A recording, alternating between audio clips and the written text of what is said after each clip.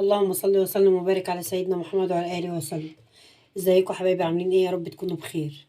النهارده بقى هنعمل ايه؟ الليمون القضاليا ده عشان رمضان خلاص اهو على الابواب. كل سنه وانتم طيبين، ربنا يعود عليكم الايام بخير يا رب وعلى امه المسلمين يا رب. فانا جبت الليمون اهو، غسلته. دول 5 كيلو ليمون. غسلتهم طبعا حسب ما انت عايزه، يعني هو عشان كبير يعني الليمونه بتبقى كبيره قوي يعني. فجبت 5، ايه قلت عشان يبقوا حبه حلوين يعني.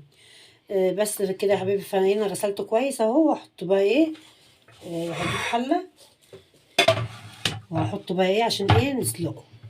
هحطه هغطيه بالميه واحطه بقى ايه يتسلق غلوتين 3 كده، مش اكتر من كده.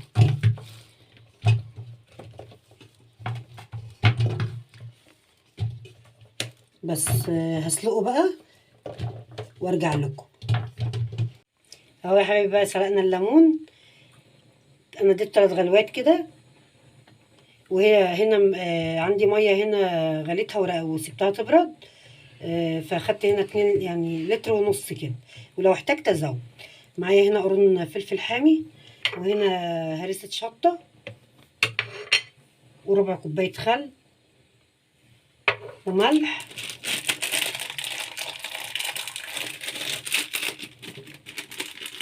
هحط ايه بقى. بسم الله الرحمن الرحيم. اهو ادي 1 2 3 4 5 6. هنا هو يا حبيبي حطينا 6 معالق ملح على اللتر ونص ميه. لو انت عامله كميه اقل، يعني انا طبعا اللتر ونص ميه دول ممكن احتاجها اكتر ميه، فانا هحط عشان بس ايه ما هقدرش يعني. ولو احتجت ازود.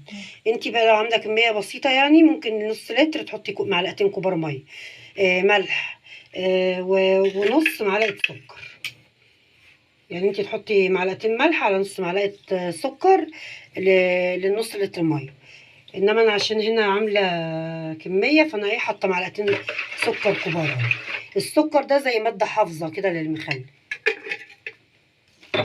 وبيديله كمان يعني ايه بيخليه مظبوط. وهنزل بالخل والشطه، هرسه الشطه دي. مش عايزه تحطي هرسه شطه برضو ما تحطيش، بس هي بتدي طعم حلو للمخلل على فكره. هدوب بقى الملح ده كويس كده، هدوبه وارجع لكم. اهو انا دوبت بقى الملح بتاعي كويس، وقطعت الشطه، قرون الشطه دي نصين كده. طبعا انت لو هتعملي نص لتر ميه هتحطي ايه معلقه خل واحده، معلقه الاكل دي.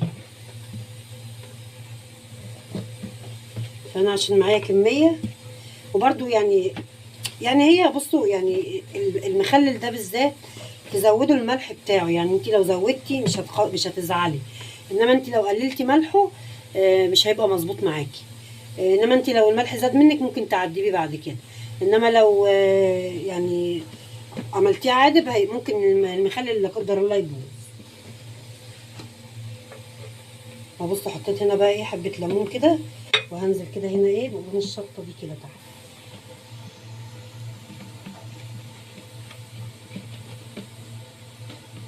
عشان يبقى كله شارب من نفس الطعم كده.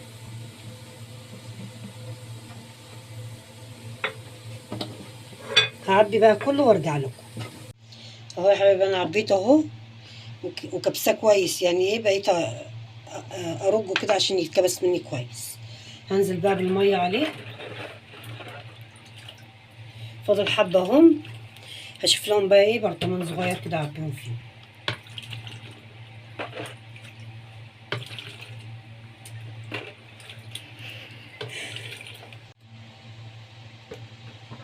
اهو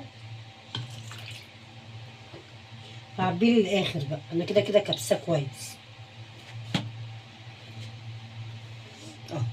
بصوا مش هزود عن كده. وهجيب غطاه بقى اهو. بصوا يا حبايبي انا عبيتهم بقى في برطمانين صغيرين كده الباقي، ودي نفس الميه اللي فاضله هنعبيها. هعبيهم برضو ايه.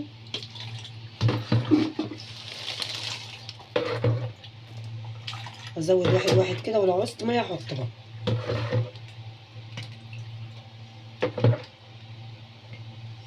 اهو نحط بالتاني ده برضو.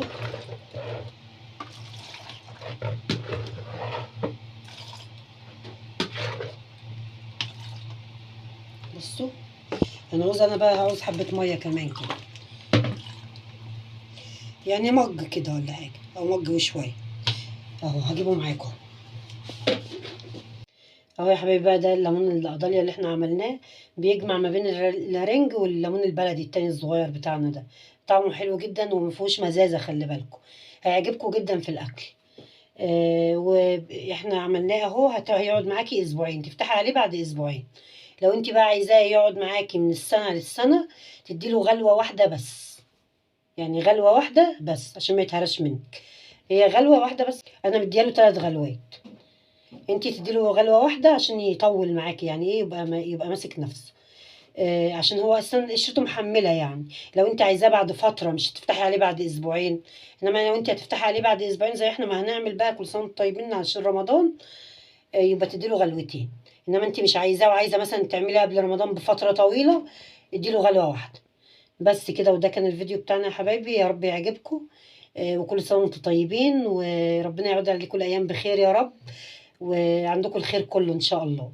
ولو عجبكم بقى الفيديو، متنسوناش بقى باللايك والشير وفعلوا زر الجرس عشان يوصلكم كل جديد ان شاء الله.